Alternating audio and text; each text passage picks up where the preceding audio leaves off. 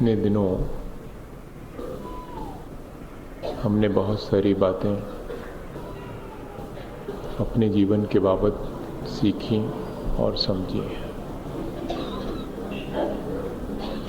पिछले दिनों जीवन के उत्थान और पतन के लिए हम अपने स्वयं जिम्मेदार हैं। हमने ये भी सीखा है पिछले दिनों कि हम चाहें तो अपने जीवन को एक अच्छी दिशा दे सकते हैं। हम चाहें तो अपने जीवन को नया आयाम दे सकते हैं।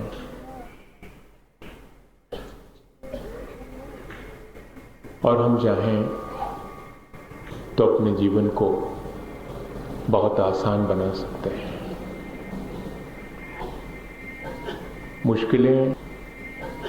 मुश्किलें हमारी अपनी अज्ञानता के द्वारा उत्पन्न हुई हैं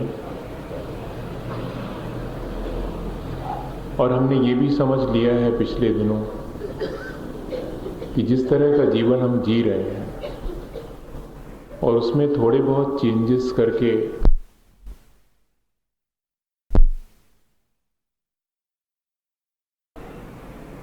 इतने से ज़्यादा काम नहीं चलेगा।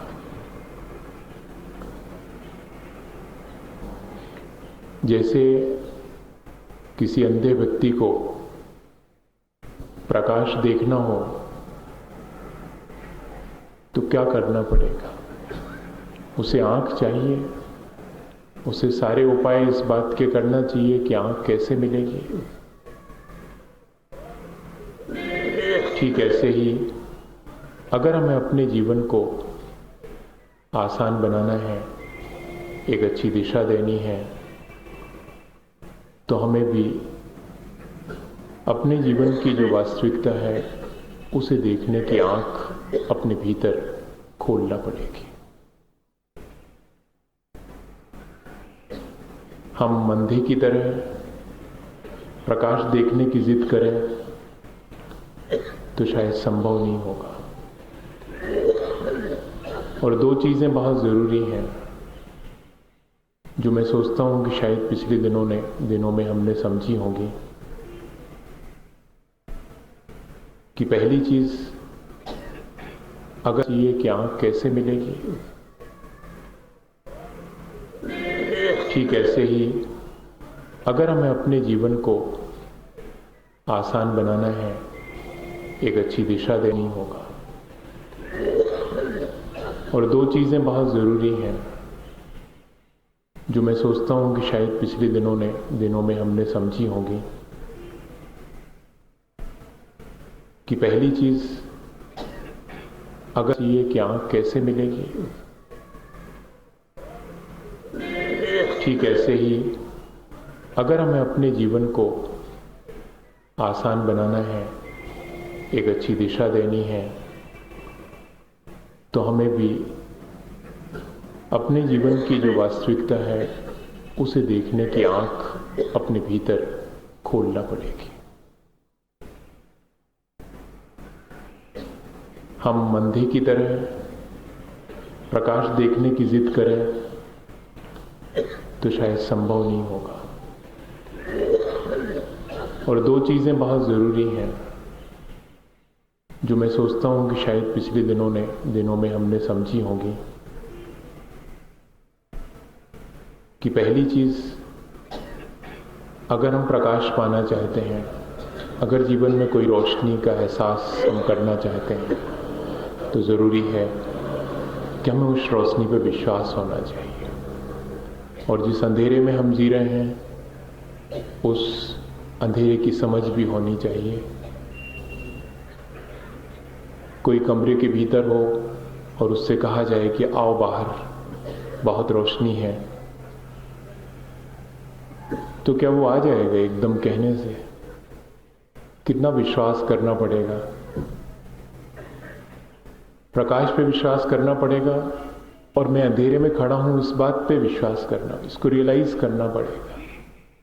वरना कई बार ऐसा होता है कि सुन तो लेते हैं कि प्रकाश है कहीं पर, लेकिन अंधेरे से इतना एडजस्टमेंट हो जाता है कि उसे छोड़ते नहीं बनता।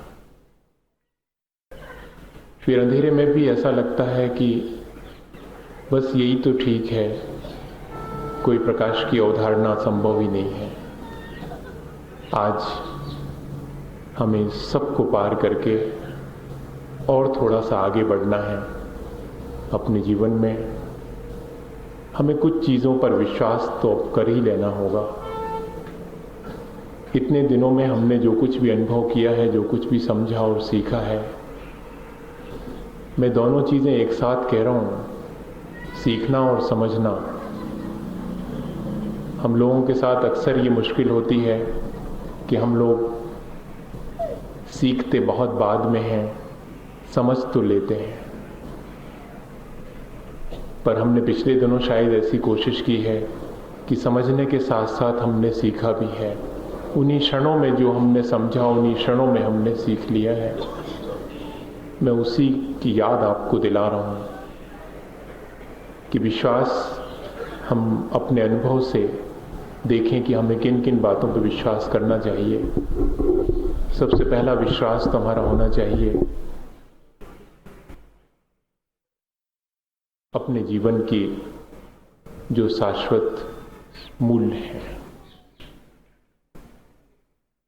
Faith in absolute values of life.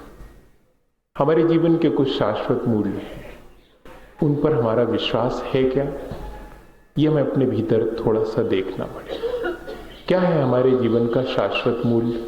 क्या इतना ही है कि हम थोड़े से बड़े हुए, हमने खाना कमाना सीख लिया, दुकानदारी करना सीख ली, या कि किसी बढ़िया जॉब को हमने गेन कर लिया और फिर अपनी लाइफ को सेटल करके और जिस किसी तरह जीवन जीना शुरू कर दिया?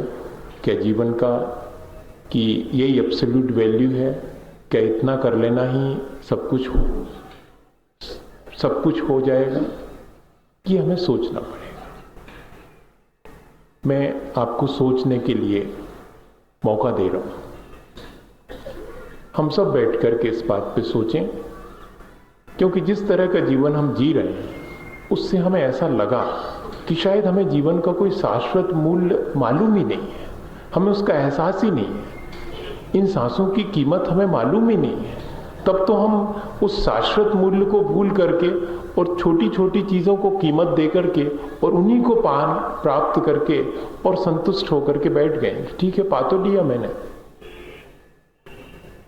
इसलिए पहला विश्वास, और एक चीज ध्यान रखें कि विश्वास मजबूत वही है जो कि आचरण में बदल जाए। जिस क्षण हमें इस बात का एहसास हो, उसी क्षण वो घटना हमारे भीतर घटित हो जाए, हमारे आचरण में वो चीज आना शुरू हो जाए। जैसे हमें एक बार एहसास होता है कि आग जलाती है, फिर तो कोई कितने भी कहे, कितनी आर्गू करे, कितने भी एविडेंस देवे कि नहीं जलाती, डाल के देखो हाथ, पर हम नहीं डालते हैं। ठीक इसी तरह जैसे ही हमें ये एहसास हो जाए अपने जीवन में कि हम क्यों यहाँ पैदा हुए थे, हमारे जीवन का शाश्वत, सबके जीवन का एक कोई शाश्वत मूल्य तो होना चाहिए, एक एब्सोल्यूट वैल्यू होगी। वो क्या है? और दूसरी चीज, लाइफ आफ्टर डेथ। क्या मैं इस जीवन के बाद समाप्त हो जाऊंगा? अगर इस जीवन के बाद या कि मृत्यु के बाद कोई जीवन नहीं है, तो फिर जीने का तो कोई अर्थ ही नहीं है। तो दूसरा विश्वास इस बात का होना चाहिए कि मैं अगला जीवन पाऊंगा। तब फिर मैं जब अगला जीवन पाऊंगा तो इस जीवन को बिगाड़ूंगा तो अगला तो तय है कि बिगड़ ही गया। अगर ये जीवन आगे तक जाता है तो फिर कितनी जिम्मेदारी है मेरी कि मैं इसे तो संभालूं ही, ताकि आगे वाला भी संभला रहे। मैं आज को संभालूं ताकि कल मेरा ठीक से गुजरे। मेरी सारी फिक्र इसकी है कि कल ठीक से गुजरे, आज भले ही चाहे जैसा गुजर जाए।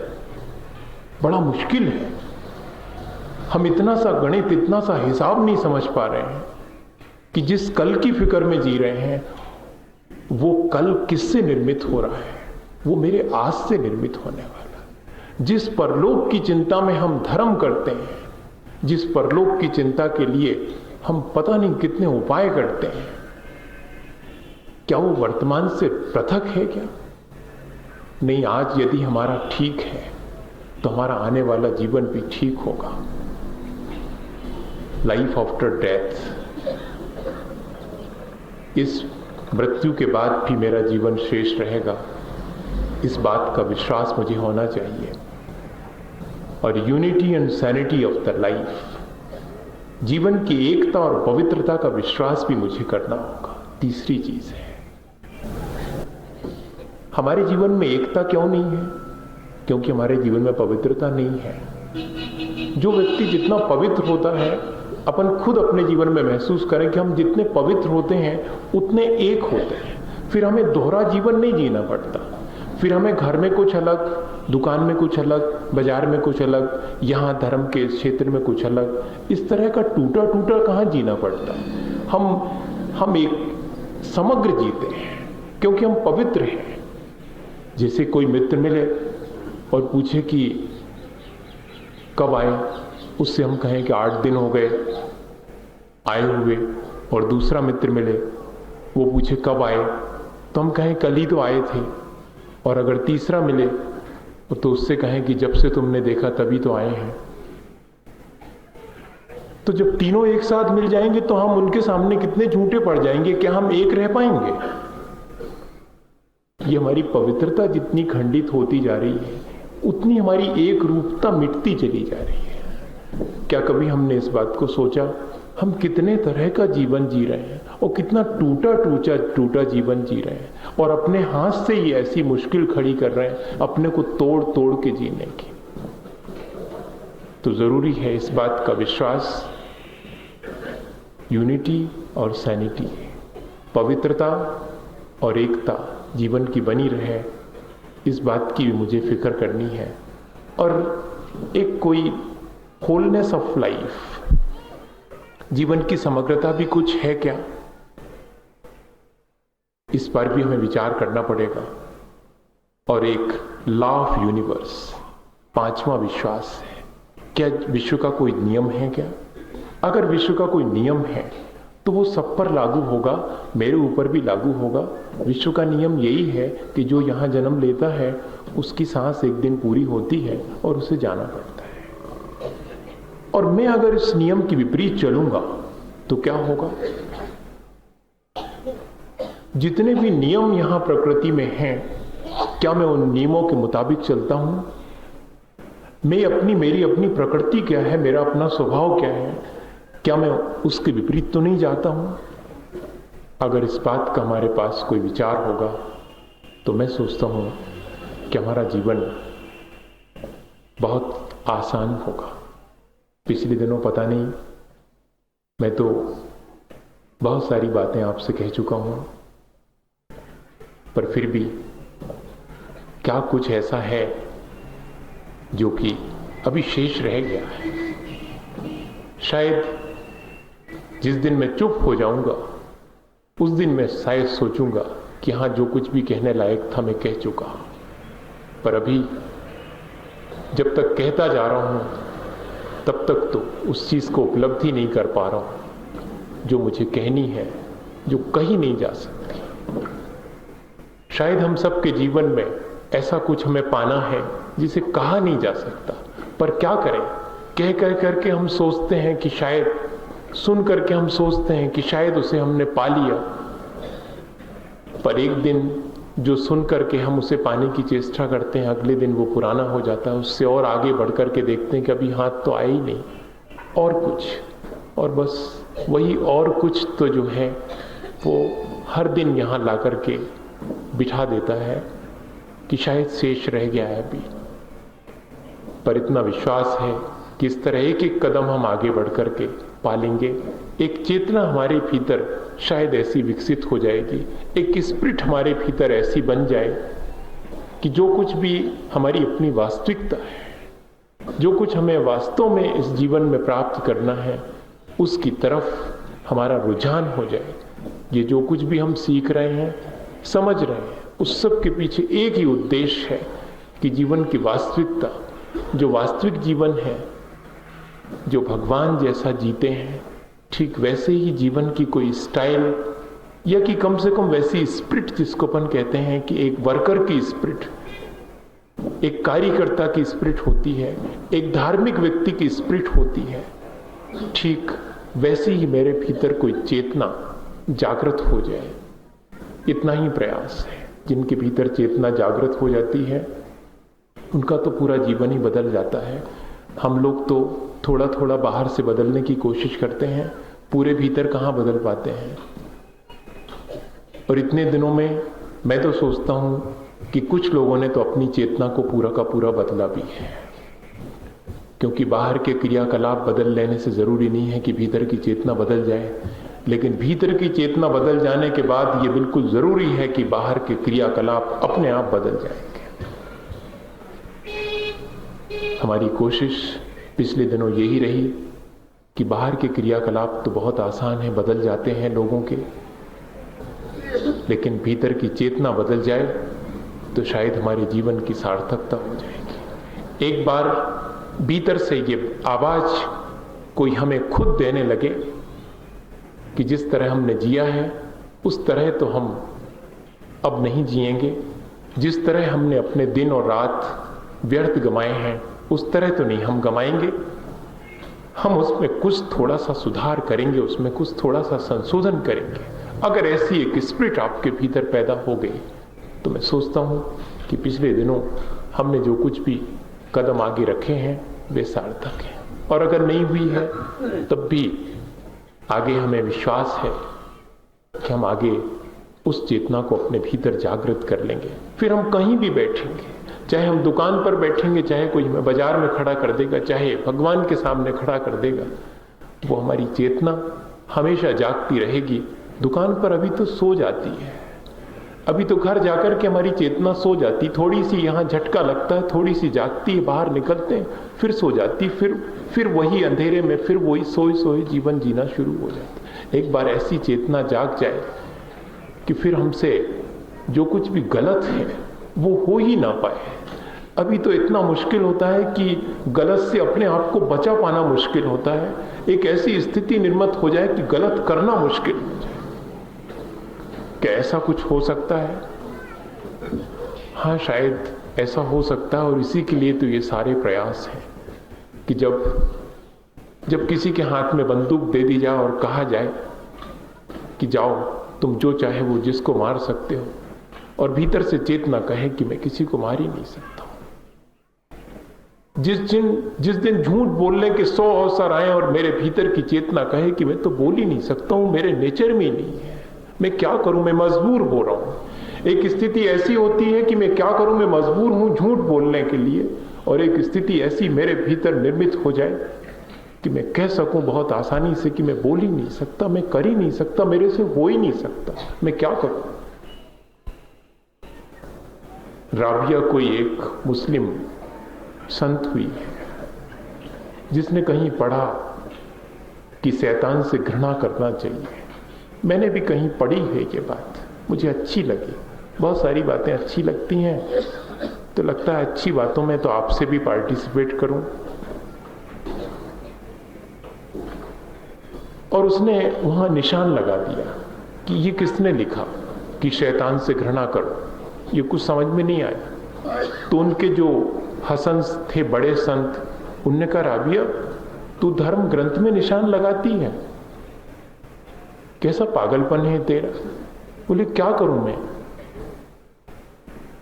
ये कह रहे हैं कि शैतान से घृणा करो, मैं तो सिर्फ प्रेम के सिवाय और कुछ करनी नहीं जानती। मेरे सामने तो अगर शैतान भी आ जाएगा तो मैं उससे प्रेम ही करूंगी, घृणा नहीं कर पाऊंगी। क्या ऐसी चेतना हमारी जागृत हो जाएगी कि जब हम कह सकें कि मैं किसी से घृणा ही नहीं कर पा रहा हूं, मैं किसी से द्वेष ही नहीं कर पा रहा हूं, मैं राग और द्वेष दोनों से पार हो गया हूं, मैं सबके प्रति समत्व रख पा रहा हूं। क्या ऐसी चेतना, हमारी कल्पना तो यही है, हमारा अप्रोच तो यही होना चाहिए। फिर फिर ये बाजुदी है कि हम कितना कर पाते हैं, कितनी छोटी छोटी चीजों में, कितने छोटे से छोटे समय में, और हम कितना कुछ गलत कर बैठते हैं और इसके बाद हमें उस चीज का एहसास तक नहीं होता, गलती का एहसास नहीं होता, गलती से बचने की बात तो दूर रही। तो आखिर क्या है? भीतर चेतना सोई हुई है, हमें उसको जागृत करना पड़ेगा। एक बार रामकृष्ण ने जब वो मरण को उपस्थित थे तब भी यही बात चली थी। शारदा रोने लगी तो उन्होंने कहा कि सुनो, अगर इस शरीर से तुमने प्यार किया तब फिर तो ये मर जाएगा, खूब रो लो, इसके रहते रो लो, इसके बाद भी रोना पड़ेगा। और अगर किसी रामकृष्ण से जो भीतर बैठा है उससे स्नेह किया है, उससे आत्मीयता तुम्हारी है, तो ध्यान रखो वो मरता नहीं है कभी। मुझे ये एहसास हो गया है। क्या ऐसा एहसास चेतना का हमें हो सकता है? हो सकता है। जब सुकरात को किसी ने कहा, उसके विरोधी ने, कि मैंने अगर तुम्हें पनिश नहीं किया, मैंने अगर तुम्हें बर्बाद करके नहीं छोड़ा तो मेरा जीवन व्यर्थ है, तब सुकरात के मुंह से निकला था कि अगर मैंने तुम्हें अपना मित्र बना के नहीं छोड़ा तो मेरा जीवन व्यर्थ है। क्या ऐसी चेतना हमारे भीतर जागृत नहीं हो सकती? जब रामतीर्थ अमेरिका में फ्लाइट से नीचे उतरे तो उन्होंने एक बार नजर दौड़ाई, कोई भी नहीं था परिचित। तब एक अमेरिकन ने धीरे से कहा कि क्या आपको रिसीव करने कोई नहीं आया? यहां आपका कोई मित्र नहीं है?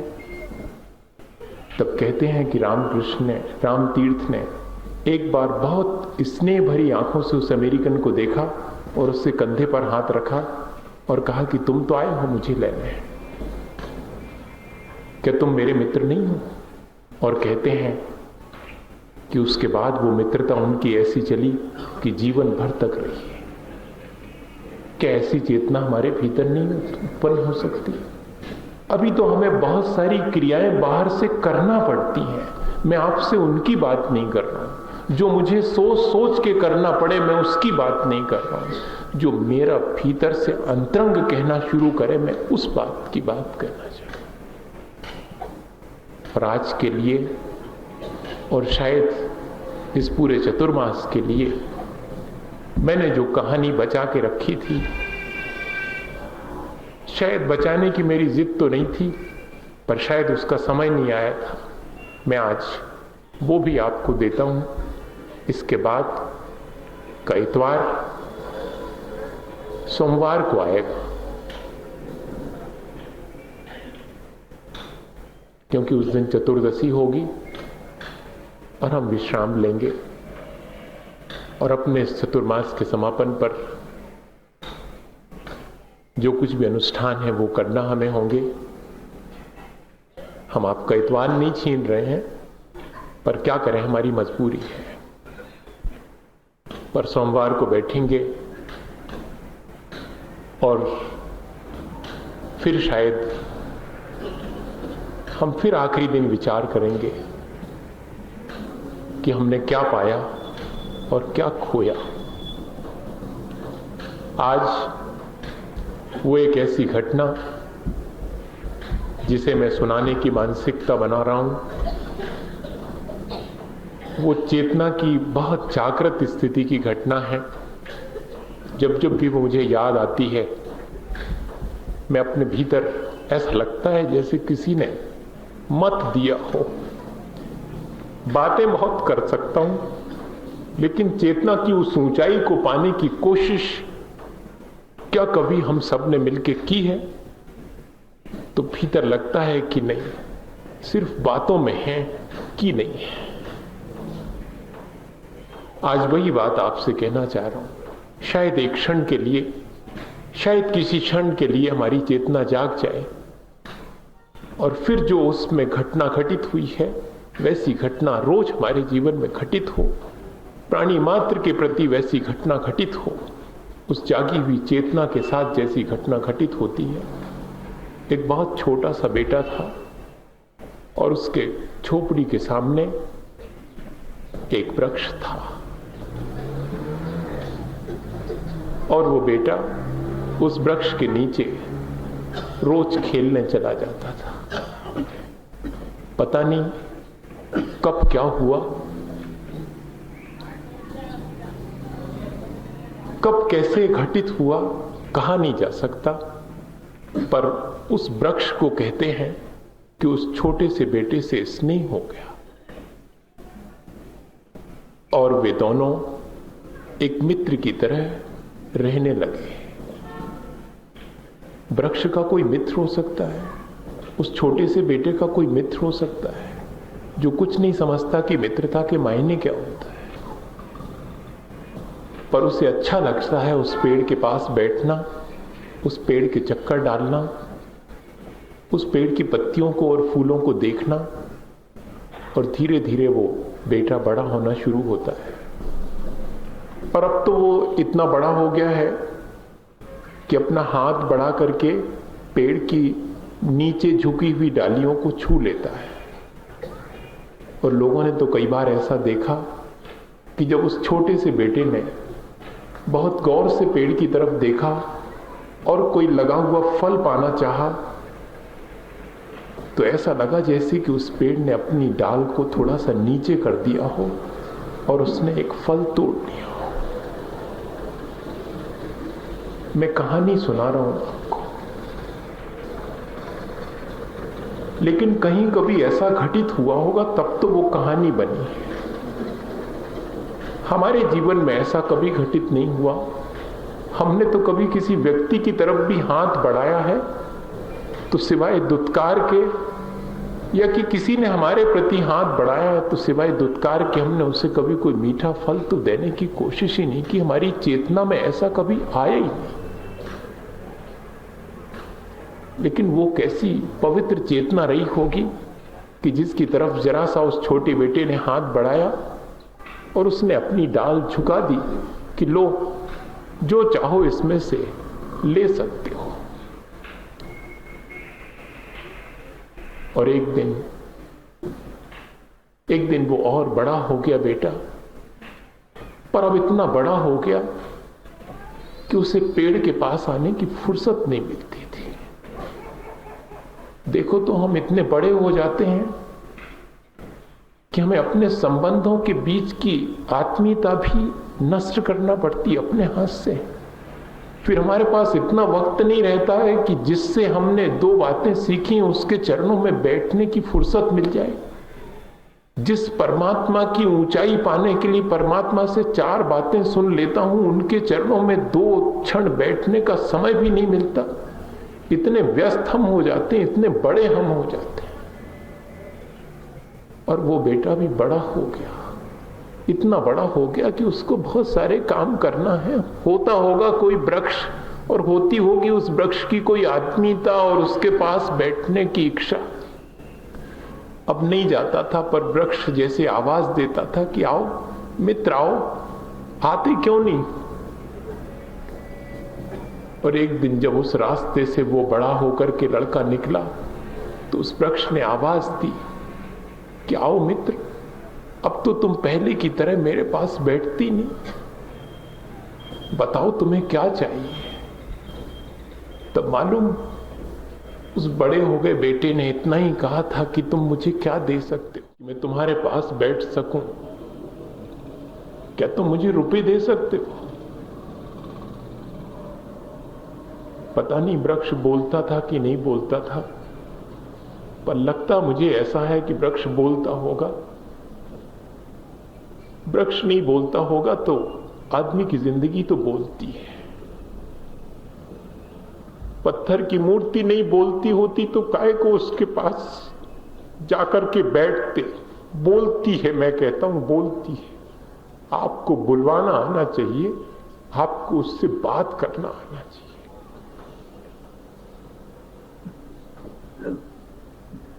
और जैसे ही उसने कहा कि मैं तुमसे रुपए चाहता हूं, उस वृक्ष ने कहा कि रुपए तो मैं दे नहीं सकता, पर सुनो ऐसा करो, मेरे इस पर सैकड़ों फल लगे हैं, इन सब को तोड़ करके ले जाओ, बाजार में बेच देना, तुम्हें बहुत रुपए मिल जाएंगे।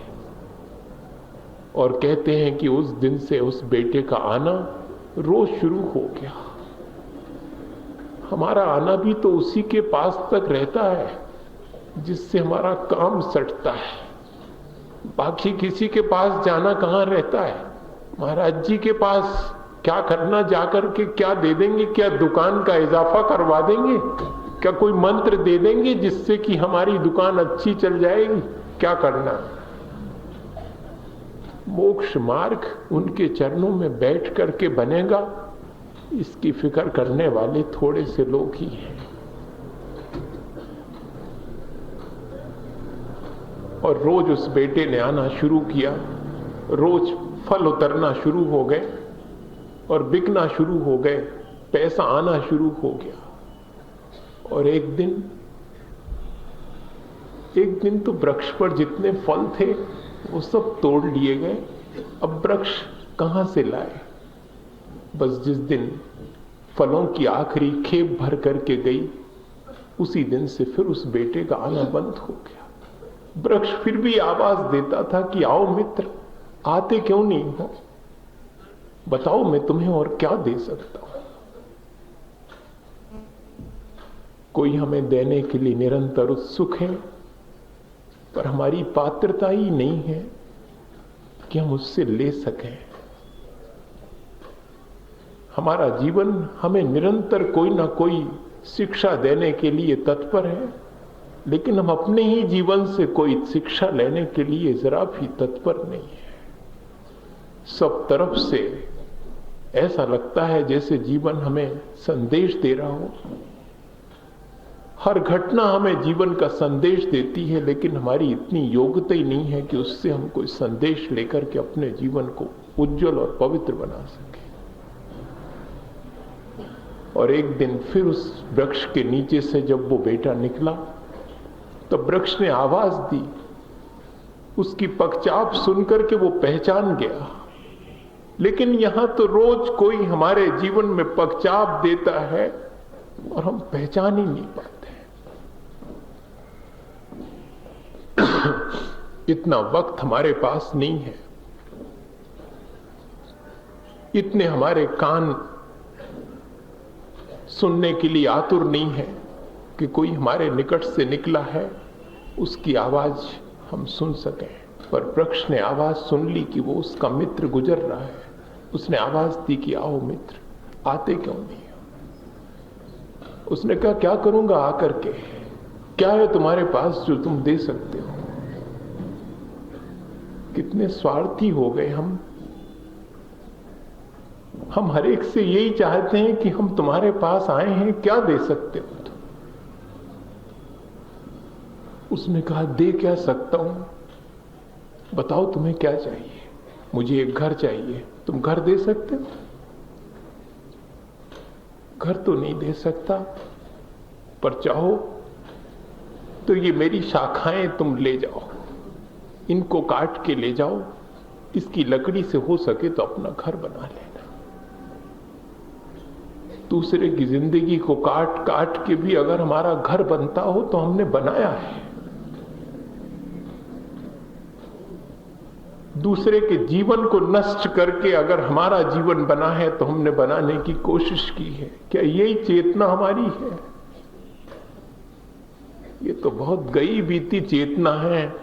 कैसे उसने स्वीकृति दे दी कि दूसरे के जीवन को नष्ट करके अपना जीवन बनाना, दूसरे को तकलीफ में डाल करके और अपने जीवन को सुखी बनाना। ये चेतना कहां से हमारे भीतर डेवलप हो गई? ऐसी चेतना तो नहीं थी। हमारी चेतना की ऐसी एब्सोल्यूट वैल्यू तो नहीं थी। फिर आखिर क्या हुआ? कभी हमने सोचा अपने भीतर झांक करके? जब जब भी मन ऐसा करने को कहता हो, तब का कोई भीतर की चेतना नहीं कचोटती कि क्या करते हो? नहीं कचोटती तो इसके मायने है कि अभी सोई हुई है चेतना, बहुत सतह पर कुछ थोड़े से काम करके और हमने अपना जीवन ऐसे ही बिता दिया है। भीतर से हम बहुत सोए हुए हैं। और फिर तांता शुरू हो गया, फिर गाड़ियां आने लगी और वृक्ष कटने लगा। देखते देखते वृक्ष की सारी शाखाएं काट दी गई, पर वृक्ष फिर भी खुश है कि वो अपने मित्र को कुछ दे सका। ऐसे जीवन भी आज हैं जो हमें निरंतर देते हैं और खुश रहते हैं कि किसी के काम आ सके, पर हमारा अपना जीवन इस बात से कभी खुशी नहीं हो पाता कि किसी के जीवन में हम कुछ कर सके। और जब सारी शाखाएं कट गईं, वृक्ष के नाम पर एक ठूंठ रह गया, तब फिर वो मित्र उसे फिर छोड़ के चला गया। अब फिर उसका आना बंद हो गया। तभी तक आते थे जब तक कि स्वार्थ था। वृक्ष निरंतर आवाज देता था कि आओ मित्र, आते क्यों नहीं, मैं क्या दे सकता हूं तुम्हें।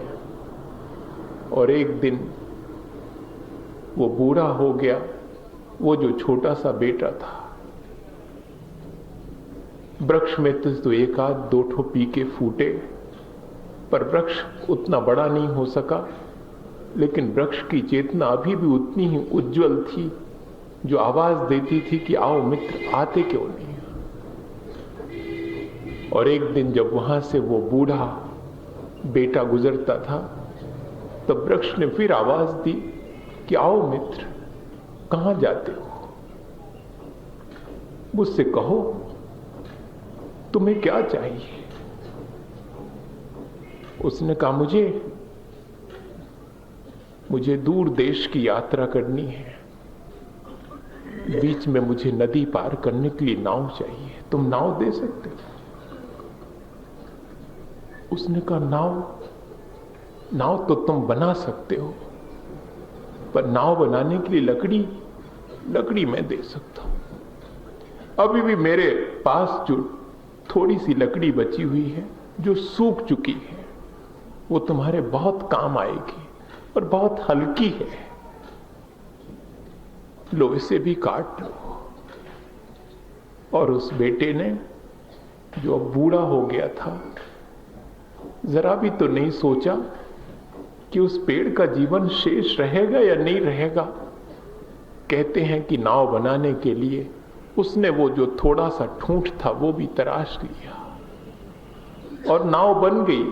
वहीं बैठे बैठे नाव बनाई उसने, और वृक्ष खुश है, अभी उसकी सांसें शेष हैं, और वो देख रहा है कि उसका मित्र दूर देश की यात्रा के लिए जा रहा है, नाव बना रहा है, वो जाएगा। और जब वो मित्र जाने लगा तो उसने कहा, मित्र, कभी हो सके तो वापिस लौटना, मैं तुम्हारा इंतजार करूंगा, और कुछ दे सकूं, तुम और कुछ मेरे से पा सको, मैं हमेशा ये भावना बना रखूंगा। और वो विदेश की यात्रा पर निकल गया। जो भी यात्री कहते हैं रास्ते से उस ठूंठ के पास से निकलता, वो हर यात्री से पेड़ पूछता कि तुम्हें मेरा मित्र मिला था, वो यात्रा करने गया है, बस आता ही होगा, मेरी तो सांसें 2-4 शेष हैं, कहीं मिले तो कह देना कि आओ, तुम्हारा मित्र तुम्हें याद करता है। कैसी होगी उसकी चेतना, मैं तो सोच करके दंग रह जाता हूं।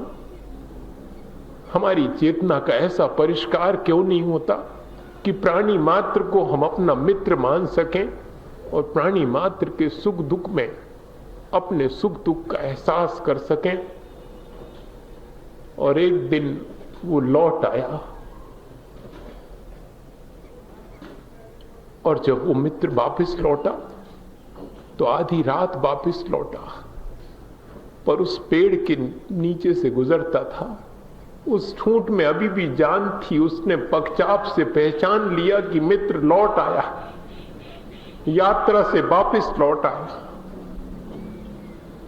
उसने कहा, आओ मित्र, मैं तुम्हारा इंतजार करता था, तुम वापस लौट आए, कैसी रही तुम्हारी यात्रा। बोले, कैसी रही यात्रा, तुम कौन होते हो पूछने वाले कि कैसी रही यात्रा। अभी मुझे बहुत ठंड लग रही है, अभी मुझे घर जाना है,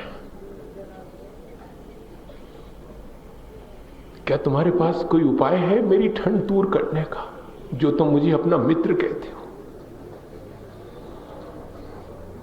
अब वो क्या कहे वृक्ष? उसने कहा, सुनो मित्र, मेरी सांसें तो 2-4 ही शेष रही, तुम्हारे आने का इंतजार था। ये जीवन तो वैसे ही नष्ट होने को है, क्या तुम्हारे पास थोड़ी सी आग है, माचिस है क्या? और इसके बाद जो कुछ भी हुआ वो मैं क्या कहूं आपसे। उस व्यक्ति ने अपने पॉकेट से माचिस निकाल के उस थोड़े से ठूंठ में भी आग लगा करके सारी रात अपनी ठंड मिटाई, लेकिन वो वृक्ष आखिरी सांस तक और हर्षित हुआ कि मेरा जीवन किसी के काम आया। हमारा जीवन हमारे ही काम नहीं आ रहा, किसी और के काम क्या आएगा? हमारी चेतना क्यों नहीं इतनी जागृत हो पाती कि हम प्राणी मात्र को अपना मित्र बना सकें?